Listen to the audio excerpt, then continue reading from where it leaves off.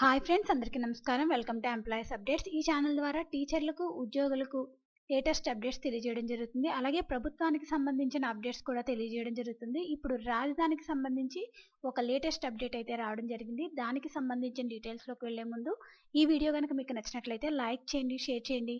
అలాగే మన ఛానల్ను సబ్స్క్రైబ్ చేసుకోండి. ఆంధ్రప్రదేశ్ సీఎం జగన్ రాజధాని విషయంలో మరోసారి కీలక వ్యాఖ్యలు చేశారు. ప్రస్తుతం విశాఖ పర్యటనలో ఉన్న సీఎం జగన్ ఎన్నికల తర్వాత ఏపీ రాజధాని విశాఖపట్నం ఉంటుందని, తాను గెలిచిన తర్వాత విశాఖలోనే మరోసారి సీఎంగా ప్రమాణ స్వీకారం చేస్తానని, విశాఖలోనే ఉంటానని అన్నారు. అంతకు ముందు రాష్ట్ర విభజన కారణంగా కీలకమైన కంపెనీలు 90% హైదరాబాద్లోనే ఉండిపోయాయన్నారు. అలాగే రానున్న కాలంలో తాను మరోసారి సీఎంగా వచ్చి విశాఖను ఎకనామిక్ గ్రోత్ ఇంజన్లా మారుస్తామని, విశాఖను పాలనా రాజధానిగా చేయడం వెనుక నా వ్యక్తిగత స్వార్థమేమీ లేదని చెప్పుకొచ్చారు.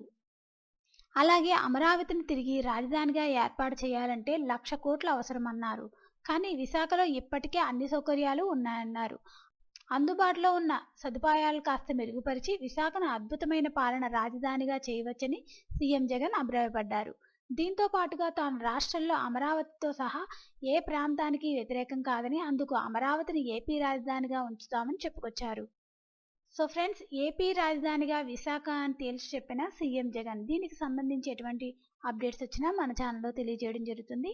ఈ వీడియో కనుక మీకు నచ్చినట్లయితే లైక్ చేయండి, షేర్ చేయండి. అలాగే మన ఛానల్ని సబ్స్క్రైబ్ చేసుకోండి. Thanks for watching this video.